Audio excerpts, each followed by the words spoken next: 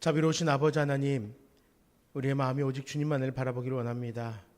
주님께서 이 땅 가운데 허락하신 그 말씀의 교훈을 따라 주님의 뜻을 따라 살아갈 것을 결단하는 귀한 시간 되게 하여 주시옵소서.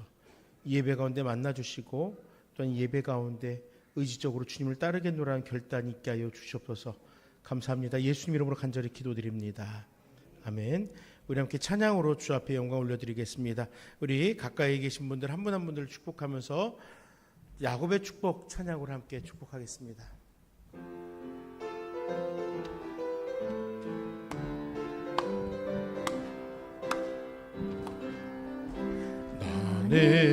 나는 담장 너머로 뻗은 나무 가지에 푸른 열매처럼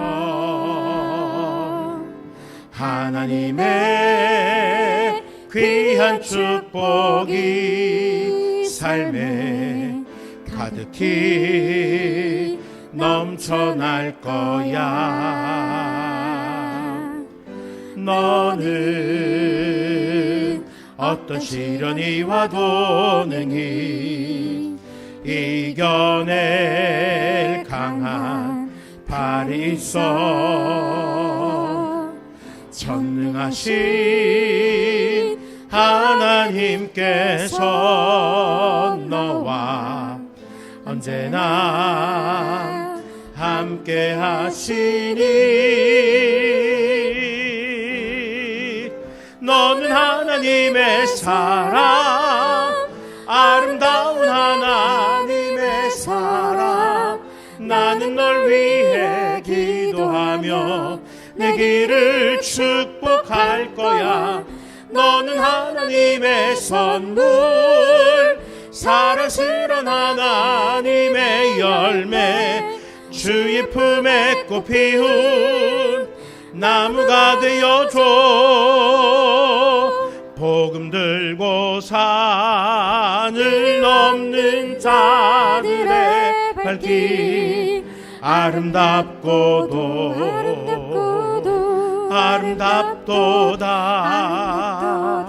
평화 전하며 복된 소식을 외치네. 주 다스리시네.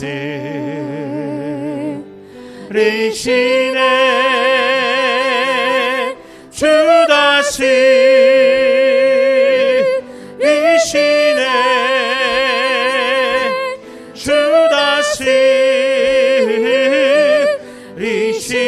주 다스리시네. 주 다스리시네.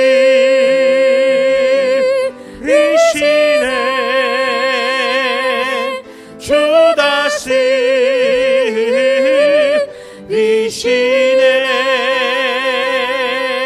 다스리시네. 주님 다시 오실 때까지 나는 이 길을 가리라. 좁은 문, 좁은 길, 나의 십자가 지고 나의 가는 이 길 끝에서, 나의 가는 이 길 끝에서 나는 주님을 보리라. 영광의 내 주님 나를 맞아주시리. 주님 다시 오실 때까지 너는 일어나 달려가리라. 주의 영광 온 땅 덮을 때 나는 일어나 노래하리. 내 사모하는 주님 연세상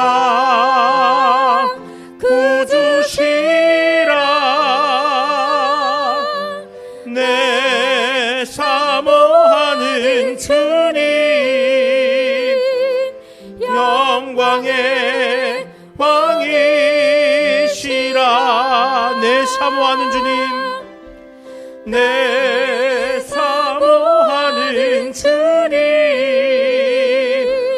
온 세상 구주시라.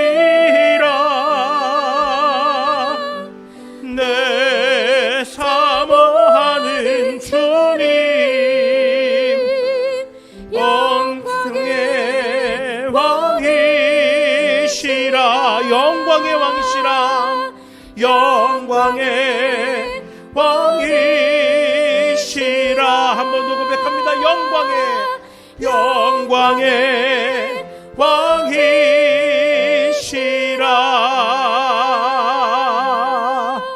아멘. 이 시간 정갑성 권사님께서 우리 모두를 대표하여 기도하겠습니다.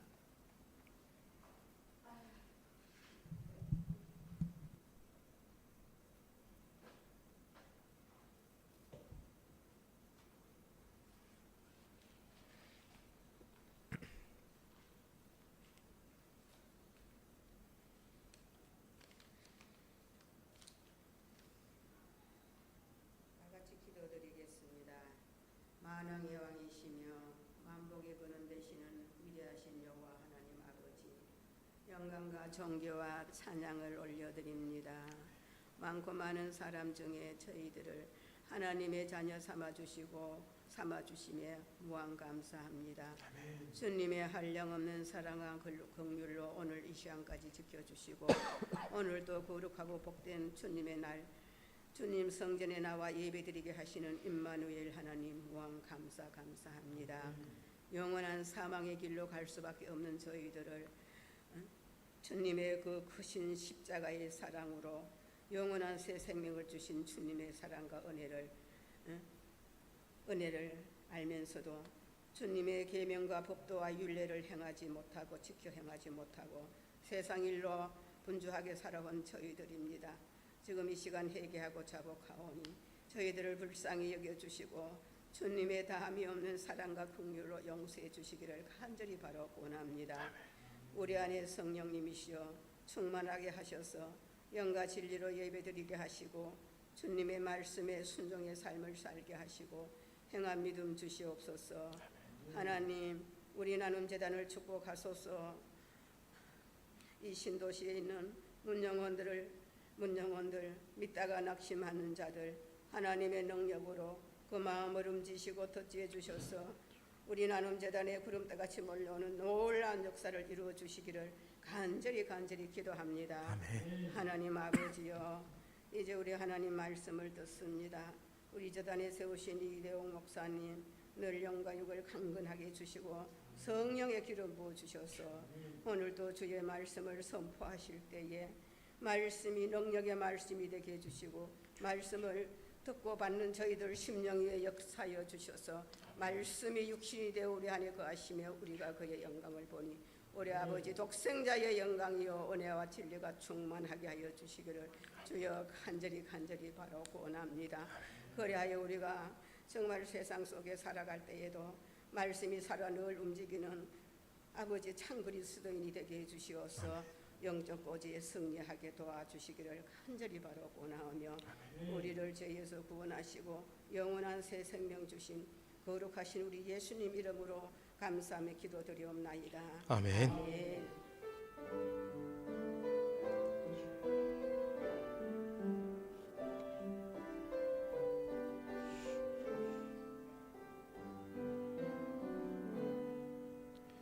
이 시간 함께 묵상하실 말씀은 디모데후서 3장 16절과 17절 말씀입니다.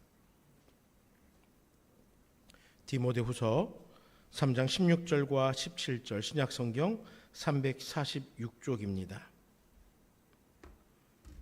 그리고 시편 119편 105절 말씀을 제가 읽어드리겠습니다.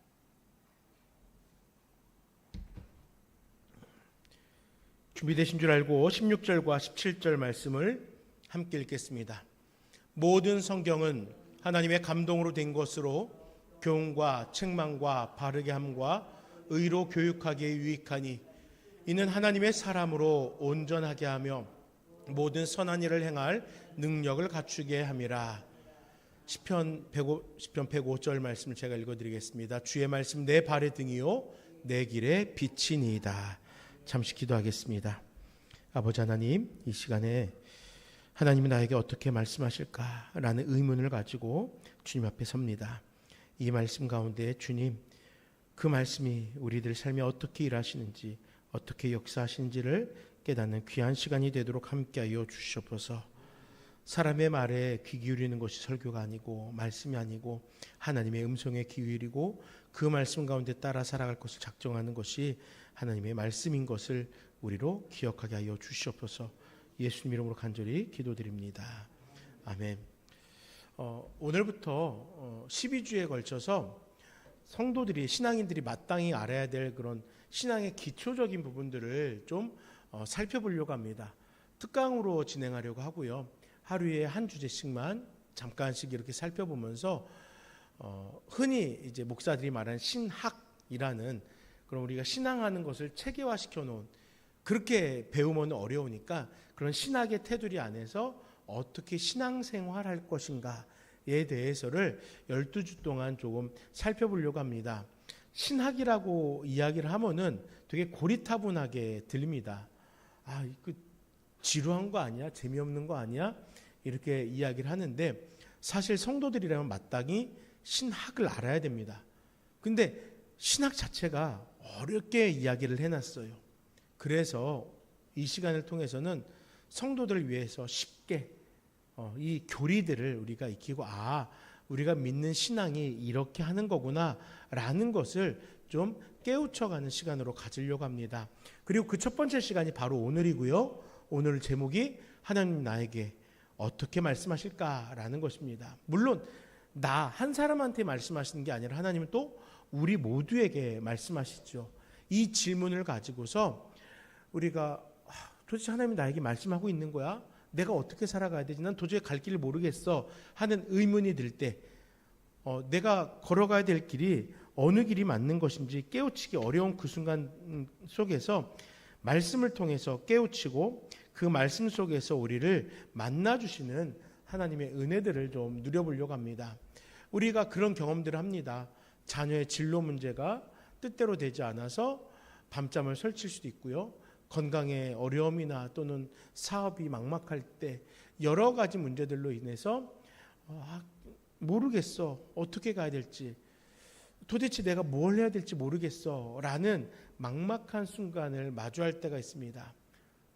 하나님, 지금 제게 한 말씀만 해주신다면은 제가 어느 길로 갈지 알 것 같은데 어느 쪽으로 가야 될까요? 아마 마음속으로 이렇게 하나님을 찾는 순간들이 있을 것입니다. 근데 여러분, 우리는 주일마다 예배당 문을 드나들잖아요. 수년 아니면 수십 년을 믿음을 가지고 신앙생활을 했는데 정작 내 일상의 삶 속에서 하나님의 음성이 들리고 있는 것을 모르고 살 때가 너무나 많아요. 어려운 일이 닥쳐야지만 그제 가서 하나님 나에게 말씀해 주세요 라고 찾는다는 겁니다. 그런데 주변에 보면 어떤 성도는 날마다 하나님의 세밀한 은혜를, 인도하심을 받으며 살아간대요. 주께서 나에게 이렇게 말씀하신 게 나를 감격시켰고 나를 이렇게 살아가게 했다고 간증을 하기도 합니다.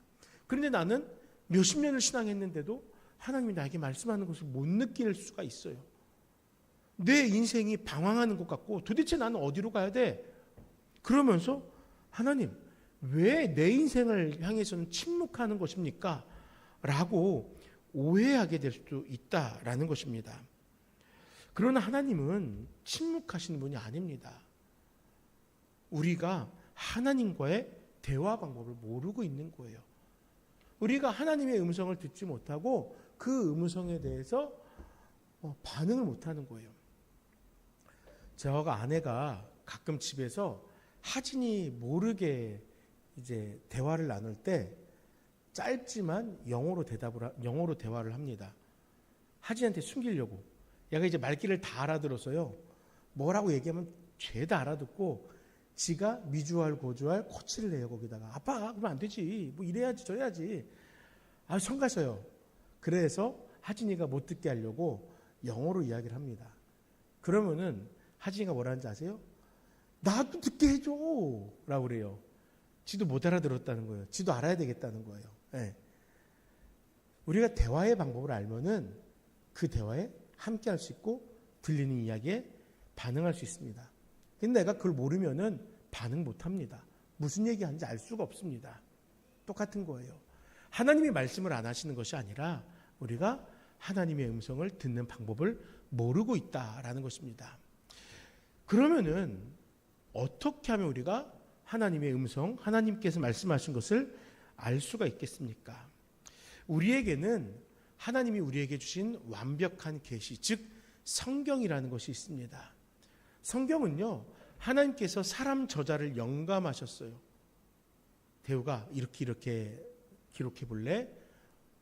그 시대와 상황을 통하여서 하나님의 음성이 전달되도록 그 시대의 사람을 사용하십니다. 성경이 기록된 그 시대. 바울이 신약성경의 절반 정도를 기록했다라고 이야기를 합니다. 바울이 그 시대 성경을 쓰면서 2000년 후 현대의 언어로 적지 않았습니다. 2000년 후 현대의 상황을 가정해서 예언을 받아 쓰지 않았어요. 그가 살아가던 그 당시 성도들의 삶의 모습을 보면서 그저 그때 하나님께 감동시키는 대로 글을 적은 것입니다. 그리고 놀라운 것은 그 글이 그 시대의 성도들의 신앙을 일깨워주는 글이 되었고요. 하나님의 음성으로서. 그리고 분명 2000여 년 전에 기록된 글이지만 2000여 년이 지난 오늘날 우리의 삶 속에서도 그 말씀은 여전히 영향력 있게 읽혀지고 그 말씀대로 따라 살아가는 것이 건강한 신앙이 되도록 한 거예요. 이것은 하나님께서 하지 않으시면 시대와 공간을 초월하신 하나님께서 하나님의 뜻을 그 안에 품어서 전달하지 않았다면 이렇게 될 수 없는 것입니다. 이 성경이 하나님의 뜻과 질서를 사람의 언어로 전달되어지도록 도운 도구가 되는 것입니다. 그러나 많은 성도들이 하나님의 음성을 듣는다고 하면은 성경을 읽고 이 성경 가운데 집중하기보다는 초자연적인 환상이나 밤중에 들리는 신비한 소리 혹은 특별한 꿈을 떠올리곤 합니다. 우리에게 하나님이 말씀하신 첫 번째 방법은 성경이에요. 성경. 내가 성경에서 깨우치지 못하면서 꿈을 통해서 보았다, 환상을 보았다, 들렸다. 사실 이거는 조금 우리가 다시 생각해 봐야 될 일이에요. 저는요 확신합니다. 하나님은요 이 말씀을 통해서 먼저 이야기를 하세요. 이 말씀으로 먼저 우리를 두드리시고 이 말씀으로 우리를 먼저 깨우치십니다. 그리고 이 말씀에서 이야기한 바가 다시 우리 속에 울려 퍼지도록 돕기 위해서 환상이나 꿈이나 그 밖의 방법을 사용하실 수 있다라는 거예요. 제 아내는 제가 신비적인 것을 무작정 무시한다라고 생각을 해요. 간혹 당신은 그런 거 안 믿잖아. 저는요 꿈에서 뭘 보았다, 꿈속에서 들었다, 이거를 무시하지 않습니다. 존중을 합니다. 그런데 저는요 그것보다 말씀 속에서 먼저 응답하신 것, 말씀 속에서 하나님께서 하신 그 말씀이 더 중요하다라고 얘기하는 겁니다. 우리가 그렇잖아요.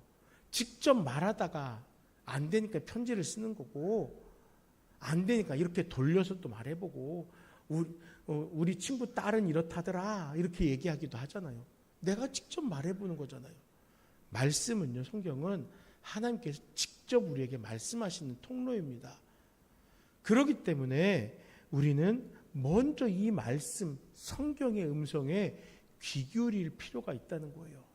그리고 성경을 읽고 성경의 교훈을 받으며 하나님께서 또 부가적으로 꿈을 꾸게 하시고 또 누군가의 입술려를 말씀하셨다면 그것이 맥을 같이 한다면 그건 분명한 하나님의 뜻이 맞는 거고, 만약에 뜬금없다 그러면은 내가 혹시 묵상했던 성경 말씀 가운데 최근에 내 삶을 두들겼던 그 말씀 가운데 그런 이야기가 있는가를 살펴봐서 그게 아니다 그러면은 잠깐 거리를 두어도 된다는 거예요. 이렇게 우리는 성경의 교훈을 첫 번째로 따라 살아가는 것이 우선한다라는 것입니다. 그러면은 주관적인 영감이나 신비의 체험은 잘못된 것이냐? 저는 그렇지 않다라는 걸 말씀드리는 거예요. 우선순위가 다르다는 것뿐입니다. 그러면 왜 우선순위를 두 번째로 밀어두느냐? 간혹 성경을 읽지 않고 그 사건에 몰입되어서, 그 꿈에 몰입되어서, 그 환상에 몰입되어서 성경을 잘못 이해하게 되는 경우들이 있기 때문입니다. 그렇기 때문에 성경을 먼저 기준으로 삼으라라는 거예요. 왜 기도회 때 길던 짧던 한국 교회들이 다 찬양을 한 후에 성경을 읽고 말씀을 나눕니까? 기도하면서 이 말씀 속에서 말씀과 관련하여서 응답을 받을 기회가 있기 때문이에요. 그래서 저는 말씀을 우리가 함께 읽어야 된다라는 것을 권면하는 것입니다. 어떤 분들이 이렇게 얘기합니다. 목사님, 매주 예배 시간에 빠지지 않고 설교를 들어요. 그러니까 저는 하나님의 음성 잘 듣고 있는 것 아닙니까? 설교를 듣는 것 중요합니다. 잘하시는 거예요. 그런데 여러분, 그것이 전부는 아닙니다. 성경은 읽는 거예요. 먼저 성경을 읽어야 돼요. 내가 이 성경의 말씀 안으로 먼저 들어가야 돼요. 제가 처음 이제 교육자 생활을 할 때, 전도사 때 제대하고 갔던 교회에서 축구 성교회가 있었어요. 남자 성도님들이 축구를 좋아하셔갖고 주일날 새벽 예배를 마치고 축구를 합니다. 6시 반부터 8시까지 축구를 해요. 그리고 교회에 와서 봉사들을 또 하세요. 대단한 분들이죠. 근데 저는 공놀이를 못해요. 공이랑 거리가 멀어요. 공을 차려고 발이 가면 공은 그 자리에 가만히 있어요. 저는 분명히 공을 찬다고 찼는데 공이 안 차여져요. 그만큼 운동신경이 둔합니다. 그런데도 전도사니까 어떻게 해야 돼요? 교회에 그런 여러 가지 사역들에 동참하기 위해서 열심히 나갔어요. 매일매일. 너무너무 가기 싫은데 그래도 열심히 나갔어요. 그럼 생각해 보세요. 축구가 늘어야 될 거 아니에요. 안 늘어요. 내가 직접 열심을 다해서 배우고 뛰고 노력했을 때 축구가 느는 것이지, 그냥 나가서 축구장에 앉아있다고 그게 축구가 느는 것 아닙니다. 예배 자리에 나와 앉아있는다고 우리가 성경의 지식이 대단하게 쌓여가는 것 아닙니다. 예배 자리에 앉아있다고 내가 마치 성경을 정독한 것이 아닙니다. 예배당 의자에 오래 앉아있다고 해서 하나님의 말씀이 내 삶을 다스리는 것 아니에요. 성경책이 내 삶에서 그저 주일에만 펴보는 그런 이벤트성의 책이 된다면요, 결코 우리는 그 말씀의 계시를 바르게 따를 수가 없는 거예요. 평생 삶의 중요한 갈림길에서 하나님의 음성을 듣고 싶다면 우리는 일상의 삶 속에서도 그 말씀을 가까이 대해야 한다는 거예요. 조금 전 식사를 마치고 교회 젊은 집사님들하고 대화를 나누던 중 한 집사님이 성경을 읽어야 될 그런 도전을 받았다는 거예요. 그래서 성경을 읽겠대요. 너무너무 칭찬하고 싶습니다. 너무너무 칭찬하고 싶어요. 읽으세요. 성경을 읽어야 읽는 과정 속에서 하나님은 그 말씀을 우리의 삶 속에 역사하시고 그 말씀 속에서 은혜가 되게 하시고 그 말씀 속에서 우리의 갈 길을 알려주시는 거예요. 자, 그렇다면 하나님은 어떻게 우리에게 하나님의 뜻, 하나님의 성품, 그것들을 계시하시는 걸까요? 우리에게는 하나님이 우리에게 주시는 완벽한 계시, 이 성경이 있는 것입니다. 하나님은 다른 방법으로 얘기하지 않으시고 첫째로 이 성경의 말씀을 통해 계시하시는 거예요. 그래서 영아부가 이제 다음 주부터 예배를 시작하는데요. 제가 영아부 아이들 선물로 성경책을 준비를 했어요. 애들 글 못 읽습니다. 하지만 성경에 있는 그림 하나라도 보면서 성경의 사건을 이해하라고 성경책을 준비했어요. 또 그만큼 말씀을 가까이 대하는 것이 중요한 일이기 때문에 아이들에게 성경을 선물하려고 합니다. 성경은 하나님께서 사람 저자를 통해서 우리가 알아들을 수 있는 방법으로 하나님의 뜻을 알려주고 있는 거예요. 계시하시는 거예요. 하나님의 뜻과 질서를 우리의 수준에 맞춰서 이야기하는 거예요. 그래서 여러분, 제가 섬겼던 교회에 담임 목사님이었던 박유열 목사님은요, 그분이 대학교 교수셨거든요. 근데 그분은 늘 그렇게 얘기하셨어요. 성경은 공부를 많이 한 대학생은 오히려 읽는데 어려울 수도 있는데, 또 아무것도 모르는 어린아이들은 또 너무나 쉽게 읽을 수도 있대요. 내가 지식이 많고 적음이 아니라 이 말씀에 어떠한 마음으로 대하고 있느냐, 그 말씀을 대하는 그 자세, 내가 그래 한번 내가 이 성경이 세계에서 가장 많이 팔린 거니까 한번 읽어봐야지, 따져봐야지 하는 마음으로 읽으면 어려울 수도 있고, 그저 재밌는 이야기로 듣다 보면은 그 어떤 이야기보다 쉽게 받아들여질 수도 있다라는 것이에요. 자, 그러면 성경은 어떻게 우리에게 들려오는가? 오늘 우리가 읽었던 디모데전서 3장 16절 17절 보면은 성경이 우리에게 주는 유익이 4가지가 있습니다. 4가지. 자, 첫째가 무엇일까요? 첫째는 말씀 우리에게 바른 진리를 가르치는 교훈이라는 거예요. 교훈. 성경은 교훈이래요. 세상의 헛된 철학, 거짓 가치관 속에서 우리가 마땅히 믿고 걸어가야 될 바른 길을 알려주는 것이 바로 성경이라는 것입니다. 세상의 지식은 끊임없이 변화되고 새롭게 정리됩니다. 새로운 학자들에 의해서 살이 붙여지기도 하고 오히려 깎여져 나가기도 합니다. 그러나 성경의 진리는 변함없이 지난 2000여 년의 시간들을, 신약성경이 마무리된 2000여 년이 지난 시간 동안 한결같이 진리로서 우리 가운데 함께하고 있다라는 것입니다. 그리고 두 번째로 성경은 우리들의 죄와 연약함을 짚어내는 책망입니다.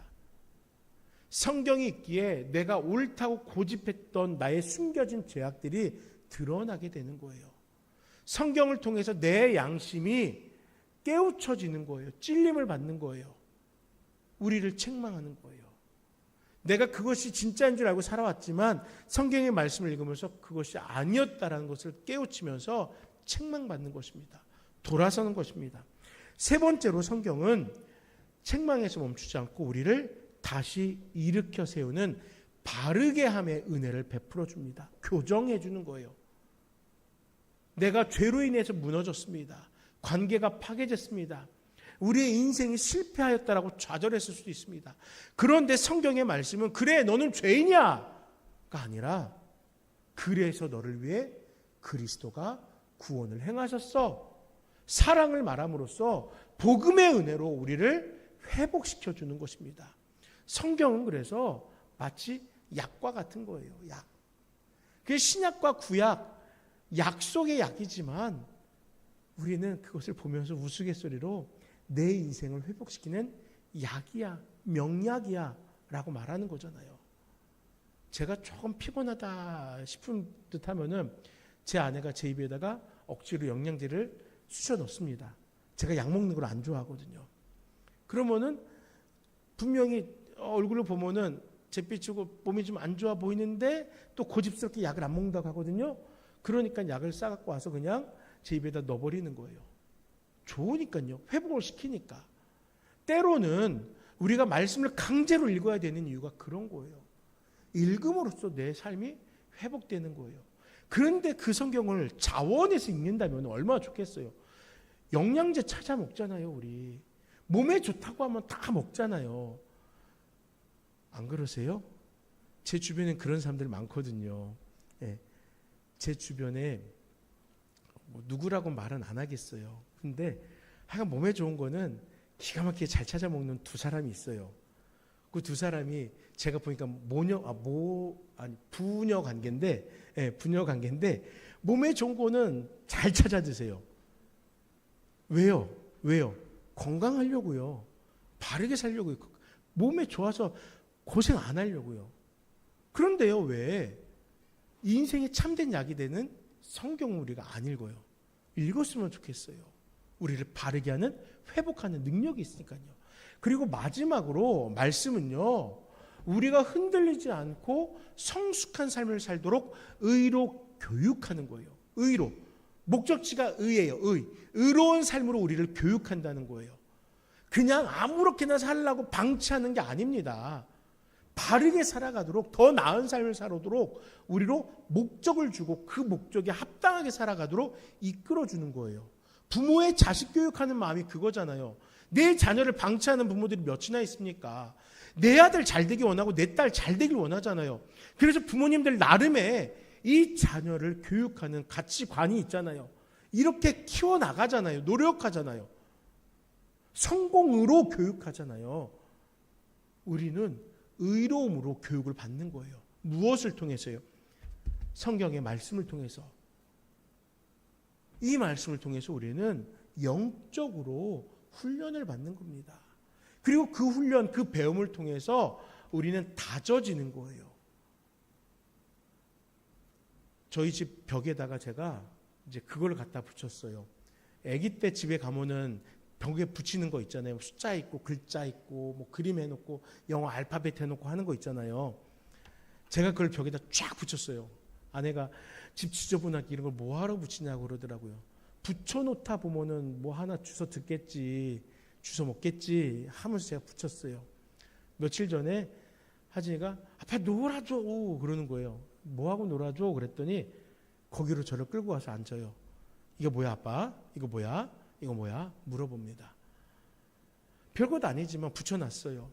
별것 아니지만 옆에서 하나씩 설명해 줬어요. 어느 순간 돌아보면 어떻게 될까요? 하진이가 하나씩 배워나가겠죠. 쌓아지는 거잖아요. 성경이 우리를 의의 삶으로 한 걸음 한 걸음 나아가도록 우리 인생 가운데 차곡차곡 쌓아지는 벽돌과 같은 것입니다. 이 네 가지를 거치게 되면은 결국에 어떤 인생을 우리가 살아가게 됩니까? 17절 말씀이 뭐라고 합니까? 이는 하나님의 사람으로 온전하게 하며 모든 선한 일을 행할 능력을 갖추게 하려 함이라. 쉬운 말로 바꿔서 말할게요. 사람 구실하게 한다는 거예요. 하나님의 사람으로 사람 구실하게 하려면은 성경을 가르쳐야 되고 성경을 배워야 한다는 것입니다. 근데 왜 성경을 안 배웁니까? 왜 성경을 읽지 않고 성경에 관심이 없습니까? 저도 어릴 적에 교회에서 성경 공부하는 게 제일 싫었어요. 너무 지루해요.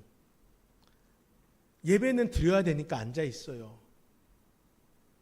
또 노래 부르는 게 좋아서 어릴 적부터 찬양대에서 봉사를 했어요. 친구들이랑 노는 게 좋아서 교회 저녁 늦게까지 있는 거 좋아했어요. 그래 딱 그 한 시간 성경 공부하는 그 한 시간 너무 지겨운 거예요. 예배를 마치고 각 반으로 흩어져서 담임 선생님에게 성경을 배우는 그 시간 너무 지겹더라고요. 그런데 어른들이 그러더라고요. 어느 날 제가 그래도 교회는 다녀서 애는 착해. 애는 착하다고 얘기하는데 그 앞에 교회를 다녀서래요. 세상 사람들도 인정을 해주더라고요. 아, 교회 다녀서 말씀을 배우는 삶이 우리 사람의 인격을 변화시켜 간다라고 생각하더라고요. 하나님의 사람으로 그러면서 조금씩 사람 구실하게 되더라고요. 그렇게 그냥 스쳐 지나가는 것 같던 말씀들, 외우라고 하니까 어쩔 수 없이 외웠던 그 말씀들이 어느 순간 차근차근 제 인생을 변화시켜 가더라고요. 하나님이 말씀으로 우리에게 찾아오신 궁극적인 목적은 우리를 성숙한 하나님의 사람으로 세워가기 위함이고요. 우리가 살아가는 가정과 일터, 학업에터 이런 치열한 삶의 현장에서 선한 일을 넉넉히 행하면서 살아갈 수 있도록 하기 위해서 우리를 키워주시는 거예요. 말씀으로. 이 세상 속에서 사람 구실하도록 하기 위해서. 이러한 과정이 결국에는 하나님의 뜻을 우리의 삶 속에서 깨우쳐가는 것이고 이것을 우리는 계시라고 하는 거예요. 꿈을 통해서 계시가 아니라 말씀을 통해서 깨우쳐지는 것이 바로 계시를 받는 것입니다. 성경 66권은 바로 우리가 살아간 모든 순간에 단 한 순간도 예외 없이 적용 가능한 계시의 총집합인 거예요. 창조주 하나님이 나를 얼마나 사랑하는지 이 안에 찾아볼 수가 있습니다. 내 인생을 어디로 인도하고 있는지 이 성경 속에서 발견해 나갈 수 있습니다. 어떻게 하면은 내 인생이 이 세상 가운데 휩쓸리지 않고 살아갈 수 있는지 지침서가 이 안에 있는 것입니다. 이 성경이 바로 그렇게 우리에게 다가왔어요. 그러면 이 성경이 기록될 때 하나님의 영감에 의해 기록되었으니까 읽는 우리들은 어떻게 읽어야 되겠습니까? 문자적으로만 읽으면 될까요? 아니요. 성령에 의지하여서 이 말씀을 읽어 나가는 거예요. 제가 전에도 한번 그런 이야기를 했는데 실제로 경험했던 건데 구역장님을 한 분 이렇게 모셔놨는데 그 구역장님이 교회에서 주는 구역 공과 예배를 준비하지 않고 살펴보고 미리 예습을 해가서 구역에서 나누는 것이 아니라 자 오늘은 무슨 말씀을 볼까요 하고서 성경을 쫙 핀 다음에 자 이 말씀 봅시다 하고 그걸로 구역 예배를 드렸대요. 그러면서 그 안에 성경에 하나님께서 말씀하시고자 하는 그 원래 의도를 전달하느냐? 아니죠. 준비되지 않고 읽으면서 자신의 생각과 자신의 이야기를 하는 거예요. 성경은 성령의 감동을 따라서 또 읽어야 되는 겁니다. 도우심을 받아서. 그렇지 않으면은 성경에 기록되어 있는 말, 글자 하나하나에 가지고 그것으로 서로를 따지고 평가하게 되는 거예요. 직접 성경을 읽을 때 그 말씀이 성령 하나님께서 우리를 지배하심 속에서 하나님의 음성으로 들려지도록 해야 된다라는 것입니다. 물론 읽다 보면은 문자적으로 즉각적으로 감동이 될 수도 있어요. 그러나 대부분의 경우는 그 말씀을 꼼꼼히 살펴보고 반복해서 묵상하는 과정 속에서 그 말씀이 가진 참된 의미를 깨우쳐가게 됩니다. 예를 든다면은 내 이웃을 사랑하라 이 말씀을 들으면 어떤 생각을 해요? 아, 내 옆집 사람들을 잘 아껴줘야지, 챙겨줘야지. 문자적으로 그것이 떠오르게 될 겁니다. 그런데 읽고 또 되새기는 과정 속에서 무엇이 깨닫게 되는가? 나의 가장 가까운 이웃은 누구일까를 살피게 됩니다. 그리고 그렇구나. 내가 가장 먼저 사랑해야 될 존재는 내 가족이구나라는 걸 깨닫게 되는 거예요. 가족을 더 사랑하지 않고 밖을 향하여 사랑을 나누던 우리의 삶을 돌아보게 되는 거예요. 이웃처럼 남처럼 여겼던 내 가족에 대한 사랑을 회복하게 되는 거예요.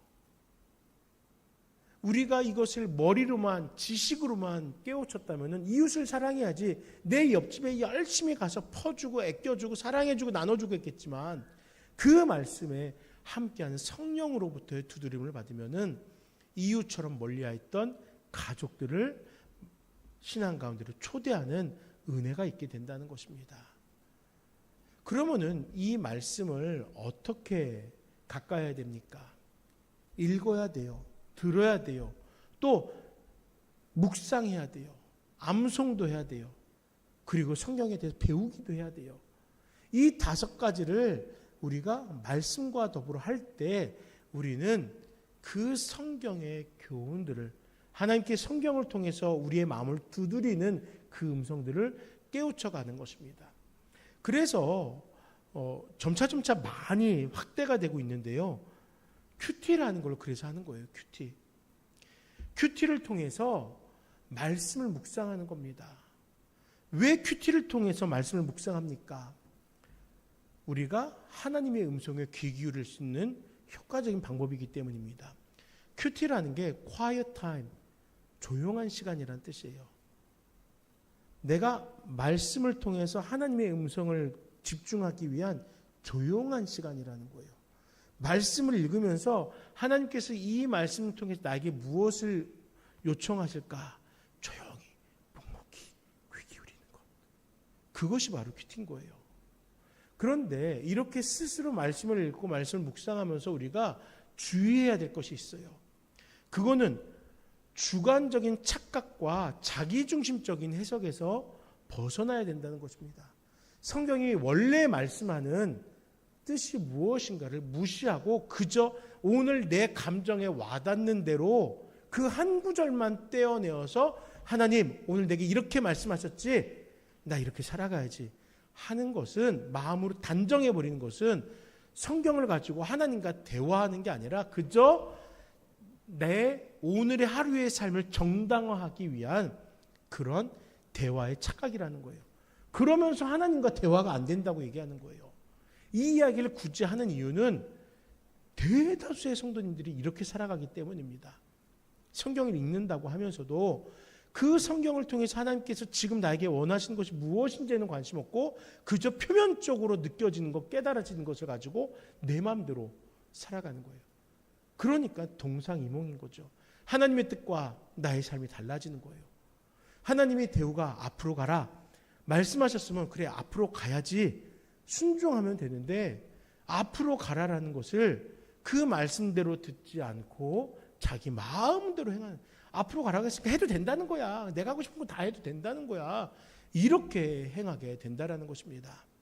그러므로 우리는 큐티를 하든 어떠한 방법으로든 말씀을 우리 삶에 가까이 다가오게 할 때에 그 말씀이 본래 기록된 그 말씀이 원하는 참된 뜻이 무엇인가를 정직하게 살펴볼 수가 있어야 돼요.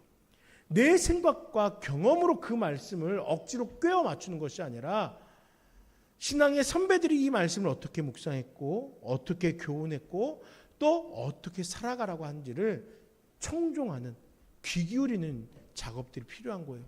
목사님, 저 그런 지식이 없는데 어떻게 합니까? 그래서 주일날 우리가 말씀을 한 장씩 읽고 많은 공예배 시간들을 통해 성경을 해석하는 거예요. 내가 다 알 수가 없으니까.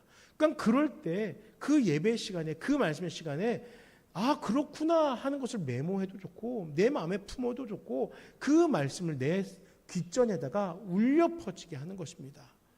그렇게 말씀의 객관적인 진리 위에다가 우리가 닷을 내리게 되면은 살아가다가 혹 이단을 만나서 이단이 거짓된 사설로 우리를 유혹할지라도 아니야 성경이 이야기한 바는 그것이 아닌데 왜 저렇게 이야기할까?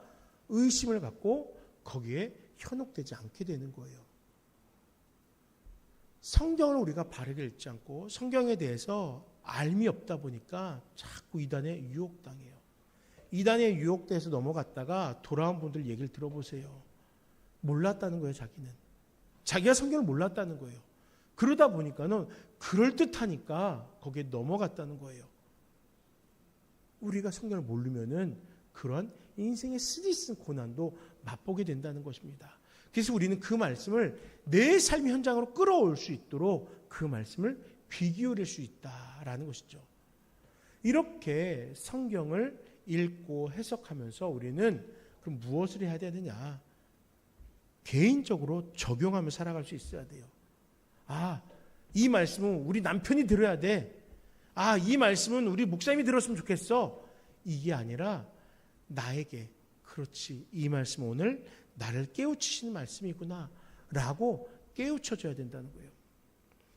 제가 부족하지만 말씀을 전하기 전에 항상 되돌아보고 또 되돌아보는 게 바로 그 단계예요.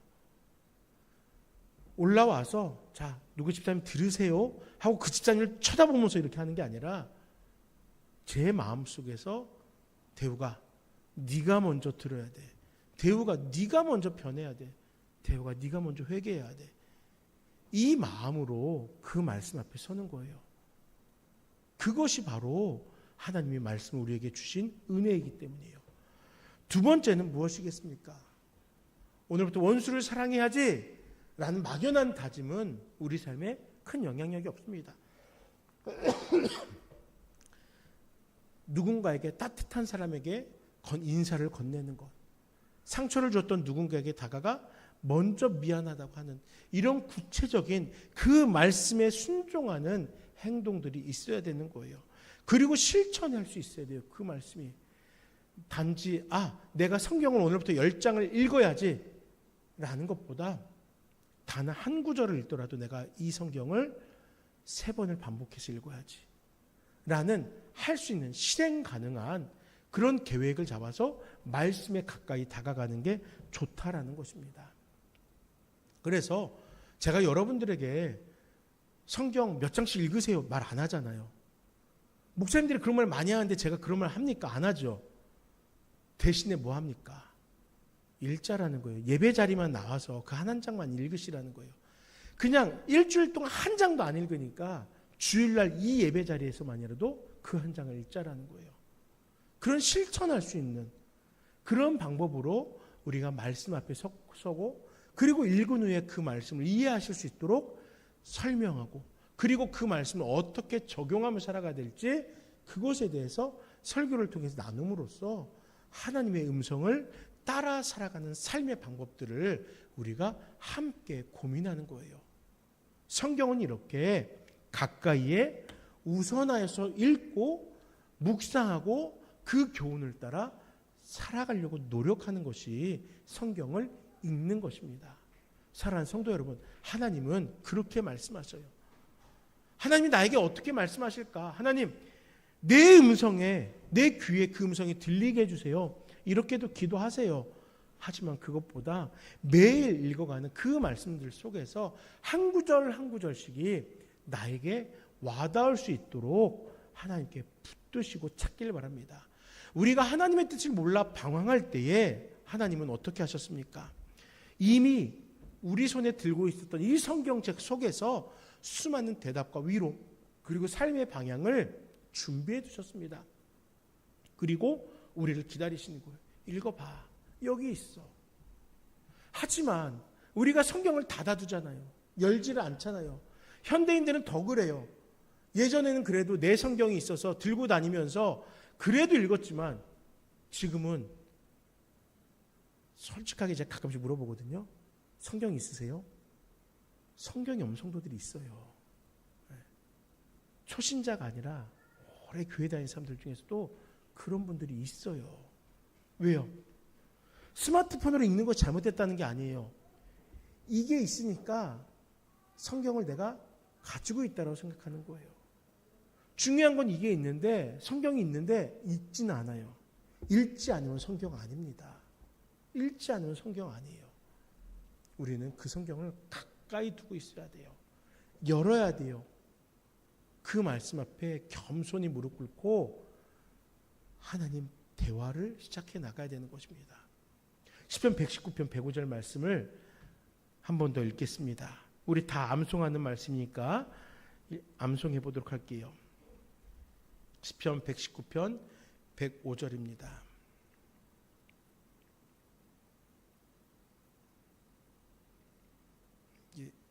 지워졌구나. 주의 말씀은 내 발의 등이요 내 발의 빛이니이다. 네, 내 발의 등이요 내 길의 빛이니이다. 내 감정이나 경험, 세상의 조언 이런 것들이 하나님의 말씀보다 앞설 수는 없습니다. 성경이 가장 우선이 되어야 돼요. 그러므로 사랑하는 성도 여러분, 매일 여러분들의 일상 속에서 성경을 펼칠 수 있기를 부탁드립니다. 그리고 그 안에서 들려오는 하나님의 음성을 듣는 복된 나눔교회 성도님들이 되시기를 주님의 이름으로 축원합니다. 기도하겠습니다. 아버지 하나님, 우리에게 성경이 있습니다. 내 소유물입니다. 들고 다니기도 했습니다. 그러나 읽지는 않았습니다. 그 성경에서 들려오는 아버지의 음성에 귀 기울이지도 않았습니다. 게을렀고 무지하여서 성경을 통한 아버지의 말씀이 나하고는 크게 관계없는 것으로 여기며 살아왔습니다. 이제는 이 성경의 말씀을 통하여 다시 주님과 대화 나누길 원합니다. 닫아두었던 책장을 열게 하시고 주께서 우리에게 허락하신 그 한 구절 한 구절의 말씀을 읽으며 매일매일 그 말씀과 더불어 우리를 어루만지시는 성령의 지배를 따라서 하나님과 대화하고 삶 속에서 그 대화의 내용을 따라 살아가며 내 인생을 바꾸어 나갈 수 있도록 도와주시옵소서. 하나님은 지금 이 성경의 말씀을 통해서 우리에게 말씀하십니다. 그 사실을 기억하고 깨달으며 하나님과 대화 나누는 우리 모두가 되게 하옵소서. 예수님의 이름으로 기도드립니다. 아멘.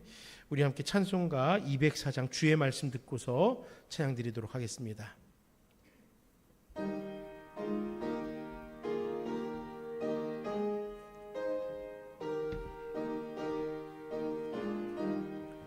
주의 말씀 듣고서 준행하는 자는 반석 위에 터닫고 집을 지음 같아 비가 오고 물나며 바람 부딪혀도 반석 위에 세운 집 무너지지 않네.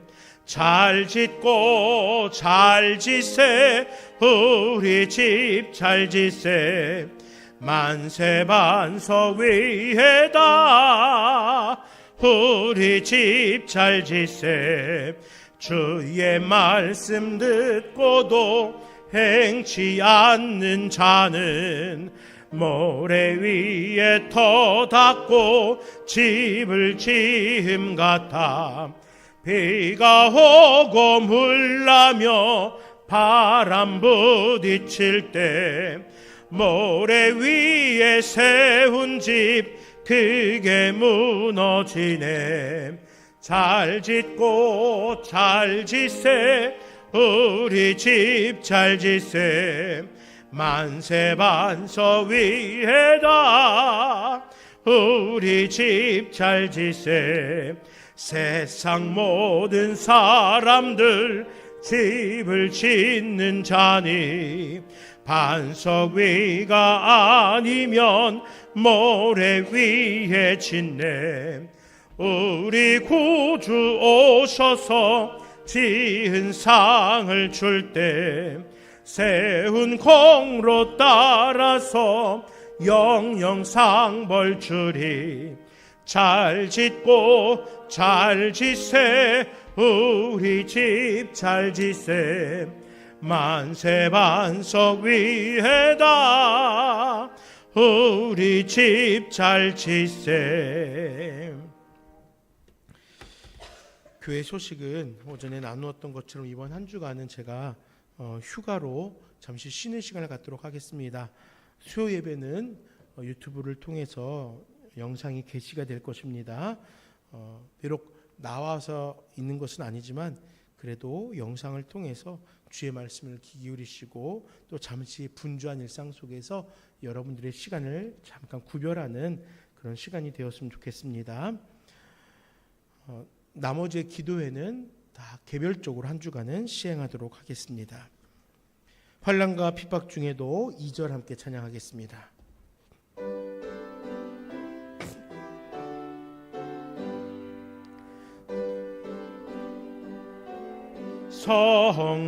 성도나 양심은 자유 얻었네. 내리도 고난 받으면 죽어도 영광 되도다. 성도의 신앙 보아 죽도록 충성하겠네. 아버지 하나님 감사합니다. 이 시간 주님 앞에서 주의 말씀을 읽을 것을 마음속에 도전의 제목으로 삼게 하여 주시옵소서. 성경을 가까이 하고 그 말씀의 교훈을 따르며 살아가겠노라는 울림이 우리 심령 가운데 있을 수 있도록 함께 하여 주시옵소서. 세상의 많은 것들에 귀를 기울이며 살아갑니다. 또 꿈과 환상에 우리의 마음을 내어주기도 합니다. 그러나 그 모든 것들보다 먼저 성경 있는 성경의 교훈을 따르는 우리가 될 수 있도록 함께하여 주시옵소서. 한 주간 동안 무더위 속에서 우리 사랑하는 나눔교회 성도님들의 삶을 살펴주시고 평안케 하여 주시며 서로에게 기도의 제목이 되게 하시고 서로를 위한 중보의 기도자들이 될 수 있도록 함께하여 주시옵소서. 모든 것을 주님께 맡겨드리오니 주님 홀로 영광 받아 주시옵소서. 예수님 이름으로 간절히 기도드립니다. 아멘. 주 예수 그리스도의 은혜와 아버지 하나님의 그 놀라우신 사랑과 성령 하나님의 역사하심이 주의 말씀에 서길 원하는 사랑하는 모든 성도들의 삶 속에, 그 말씀의 교훈을 따라 살아가는 모든 나눔교회 성도들의 삶 속에 영원토록 함께 있을지어다. 아멘.